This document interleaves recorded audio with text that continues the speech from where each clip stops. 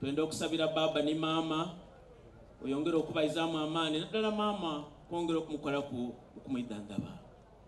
Tusagambire mu kiseera ekyokubanga niwakola omukisa ogwo gube ku baganda baife abo gubakuze gutuwa obudulirwa Katonda tusanyukire mu buso gono n'okwezimba n'okwekulampulania mwiwe Yesu Kristo musengo waife.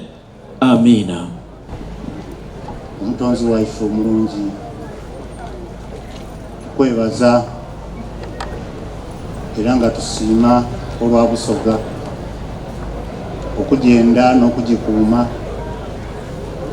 nairala okugikuumira baba waife Kyabazinga wa Busoga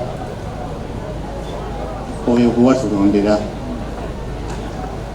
Tusiima ye Mukama Katonda okumutembeeta kw'omutembeetye n'omubisa mu madaala ago goona gaidye ng'abitamu.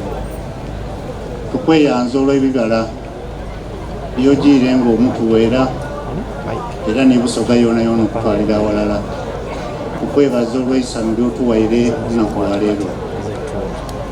Tukwemba era nga tusaba Mukama Katonda oyongere amaanyi go n'obukuumi kw'eggwanga lino Busoga. Boona abali enuma wa baba waife obongera amaanyi n'obumanyirivu n'obugezi okwenganga byona ebiyinza okwiza Busoga enuma. Tukwebaza Mukama Katonda olw'obukulembeze bwaife obulungi obw'eggwanga lino obwatongoza ennono ate ne bwizaawo bwa Kyabazinga bwa Busoga. Tukusaba Mukama Katonda oyongere okulungamya obukulembeze obwo ate obuwa emikisa.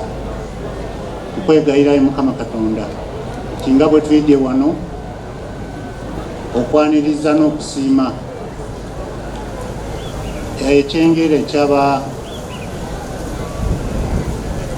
ekyabagenyi abo bwewatuwaire. Ayi Mukama Katonda tukweyemba obabeererewo obakulembere mu bulamu bwabwe babe bwa mugaso eri Busoga n'eggwanga lyonna. Tukusaba nga tupita mu lina ly'ekitukuvu